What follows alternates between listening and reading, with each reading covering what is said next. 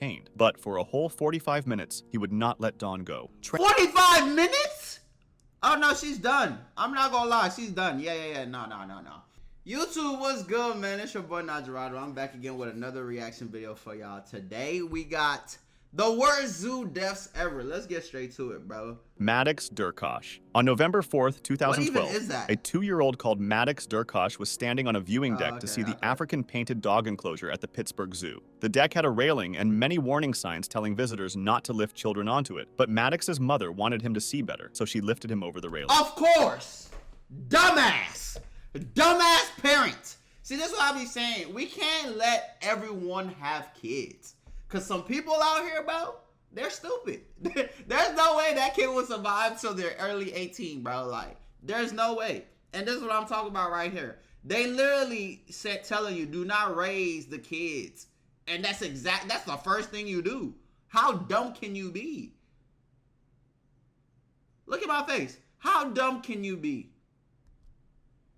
In just seconds, he slipped and fell 14 feet down into the enclosure. There was a net below the platform, but it was only made to catch small things like sunglasses or phones. Maddox fell onto the net, bounced off, and then dropped straight into the enclosure. The pack of 11 painted dogs ran at him right away. 11? Witnesses said his mother screamed and tried to jump in after him, but other visitors held her back. Everyone saw the attack happen in front of them. The dogs attacked while he was conscious, biting and tearing at his body. He suffered more than 46 wounds to his head and neck, and his inner organs were destroyed. He bled to death inside the enclosure before zoo staff could get close enough to reach him. A police officer fired his gun and killed one dog, hoping it would stop the attack, but the other dogs kept going. The tragedy quickly started a big argument. The zoo said the mother had ignored the warnings and acted carelessly, while the mother and her family said the zoo was unsafe. You go to a zoo and you don't follow directions and then you saying the zoo is unsafe? Throw her ass in there too. I'm tired of her. I'm tired of her. It should have been her instead of the kid. Bro, this is what I be saying, bro. People don't follow directions. People are stupid. People are so dumb, bro.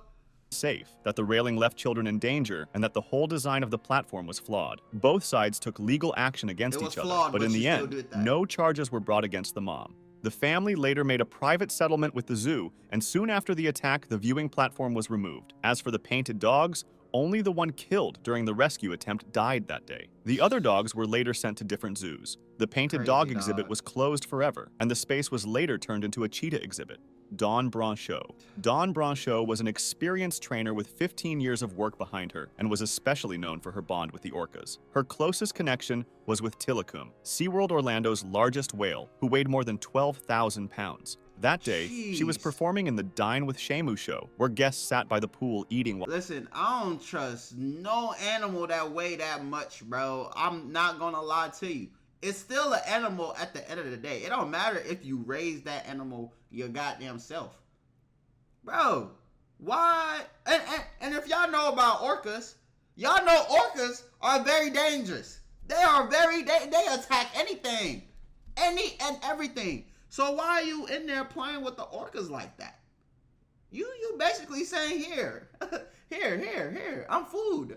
I'm your food. Go ahead, eat me. Whenever you're ready, you can eat me. That's basically what you're telling the orca. While watching trainers and whales interact. At the end of the show, Dawn lay on a shallow ledge right next to Tilikum, rubbing his head as part of the routine. Then, out of nowhere, it grabbed her and pulled her into the water. The grip was fast and incredibly strong. The audience then saw the giant whale drag her under and thrash her around the pool, and SeaWorld staff rushed to help. They threw nets and food into the water to distract Tilikum and tried guiding it through different pools until it was finally moved into a smaller medical pool where he could be contained. But for a whole 45 minutes, he would not let Dawn go. 45 minutes? Oh, no, she's done. I'm not gonna lie, she's done. Yeah. No. And how dumb can y'all be? Y'all trying to distract it with fish. Why would it leave the human that's like 100 and something pounds and go eat the fish? That don't make no sense. I wouldn't even do that. That don't make no goddamn sense. Why don't y'all just electrocute the little motherfucker? Like, come on, bro. 45 minutes? Y'all watched it go on for 45 minutes. Yeah, they need to shut that whole place down, man. Trainers and guests could only watch helplessly as she drowned. When her body was finally recovered, the autopsy showed just how violent the attack had been. Drowning was the official cause of death, but her injuries were horrific. Her spinal cord was severed. Her jaw, ribs, and bones in her neck were broken. Her scalp had been completely torn off, her left arm ripped away, and her left knee dislocated. The report showed she had not only drowned, she had also suffered massive trauma from the sheer power of the orca's movements. Her death led to trainers being banned from swimming with the whales during shows. Patricia Wyman. But who came up with that in the first place, though? Like who thought this was a good idea? Especially in water. You in their territory. Oh yeah, they're gonna have a field day with your ass. I ain't gonna lie to you. That is crazy. Patricia Wyman's death came only a few days after she started what she thought was her dream job. In April 1996, the 24-year-old wildlife biologist had just been hired to care for the wolves at Halliburton Forest and Wildlife Reserve. The reserve was known for keeping its wolves as wild as possible, which is why visitors could only see the pack through one-way glass, and staff were warned that people should never try to make contact with the animals. Only a few days later, Patricia entered the wolves' 15-acre enclosure alone. Normally, the wolves were shy and stayed away from humans, but that day, something was different. When she stepped inside, the wolves stood up and began moving toward her. Witnesses later reported that they circled her, slowly surrounding her inside their territory. Patricia must have realized she was in danger, but before she could escape, she tripped over a fallen tree. That mistake sealed her fate because the alpha male rushed at her first, knocking her to the ground, and the rest of the pack followed. They bit in. What type of movie scene, horror movie thing is this? So it this actually be happening in real life where they be tripping for no reason. Oh yeah, nah, you, goddamn. I don't even know what to say, Patricia. To her arms and legs, tearing through skin and muscle, and pulled her in different directions. She tried to fight back, but the pack was too strong. Each wolf weighed as much as 176 pounds. Patricia lost blood quickly and grew weaker as the wolves mauled her. She tried to protect her head. 176 pounds? Bro, they weigh more than me, goddamn. Oh no, I didn't know wolves were that big, bro. Like, goddamn, that makes sense now. Yeah, no, it definitely makes sense. It makes sense. And neck, but it wasn't enough. Within minutes, she died inside the enclosure only 4 days into her new job. When police arrived, the wolves were still guarding her, even though they hadn't yet eaten her. When officers tried to approach, the wolves circled them too, growling and moving closer, until gunshots were fired into the air to scare them away. Experts later said that the wolves' behavior had shifted suddenly and unpredictably, especially in the alpha male. No one knows why Patricia entered the enclosure that day when it wasn't feeding time, but once she was inside, she had no way to escape. Rosa King. On what seemed a normal morning, Patricia, Rosa King, a 33-year-old zookeeper at Hamerton Zoo Park, was cleaning the windows inside the tiger paddock before the zoo opened to visitors, which was just a routine part of her work. The enclosure housed Sisip, a fully grown male Malayan tiger. Safety rules required that a heavy vertical slide and 2 gates be closed to keep the tiger locked away whenever a keeper went inside. But that morning, when Rosa stepped in, all 3 barriers had been left open.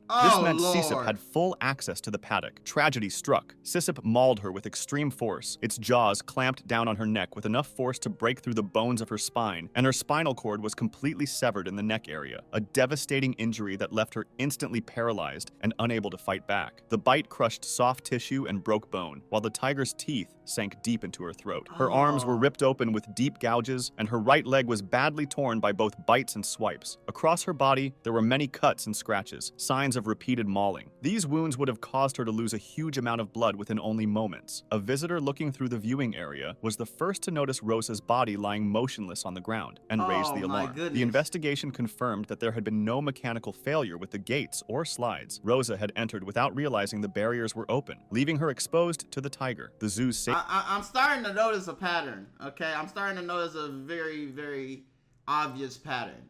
These people are just dumb. These people are just stupid. They just ignore all warning signs. They ignore everything.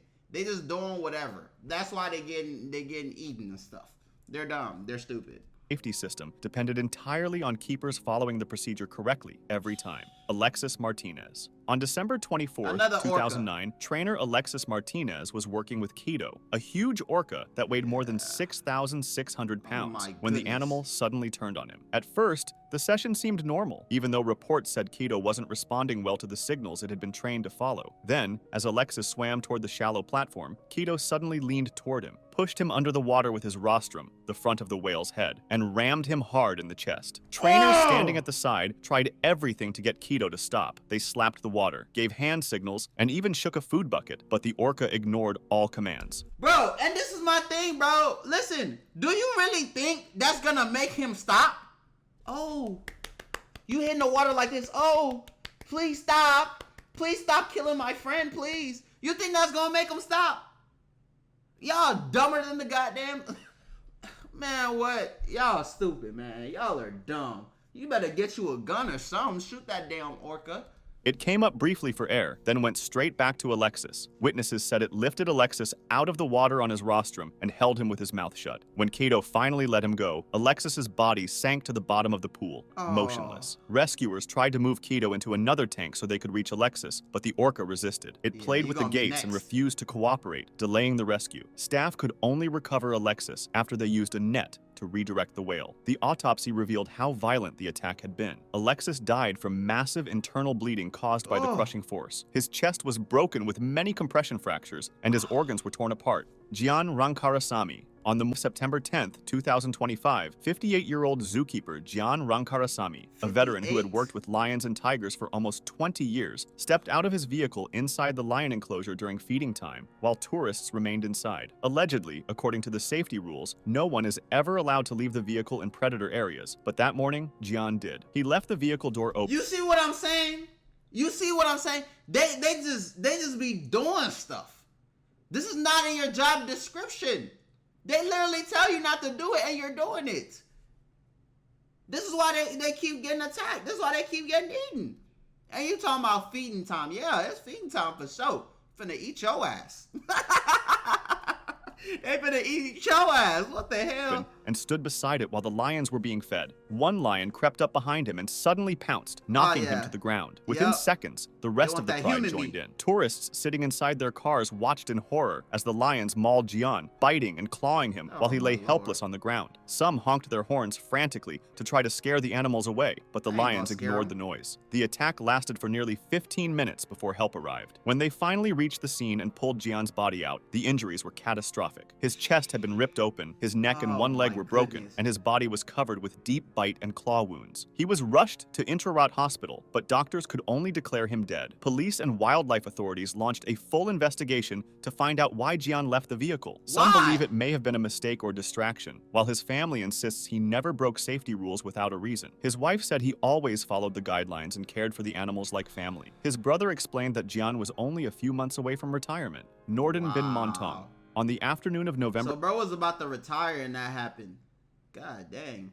13th, 2008, 32-year-old Norden bin Montong, a Malaysian cleaner at Singapore Zoo, climbed over the barrier and jumped into the white tiger enclosure. People watching said he was carrying a broom and a yellow bucket, shouting as he walked. At first, visitors thought it was part of a show and saw 3 white tigers coming toward him slowly. One moved closer, then suddenly hit him, knocking him to his knees. Norden tried to protect himself, even lifting the bucket over his head like a shield, but it was no use. A second tiger joined in, and both began biting at him. Onlookers screamed for him to get back into the nearby water, but his sudden movements only made the tigers attack harder. One tiger bit into his neck and pushed him to the ground. Another grabbed his body and dragged him further inside the paddock. People threw things and shouted, but the attack went on for nearly 2 minutes. The tigers bit him again and again on the head, chest, and body. And they telling him to get in the water. Y'all don't know tigers can swim.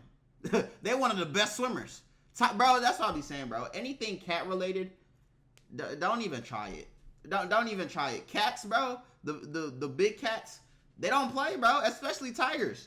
They get busy. They get down. I was watching a different video. Bro, they listing the qualities of the cat and all the cat can do.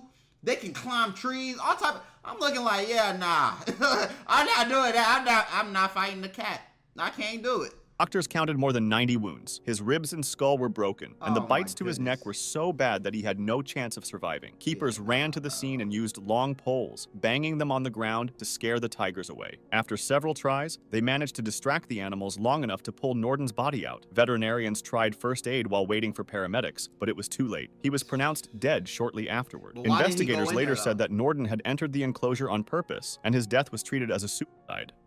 If you want to discuss this video... See, that's what I was about to say. Why would he do that? Because he literally jumped over the thing and went in there. He was trying to... Yeah. That was definitely... Yeah.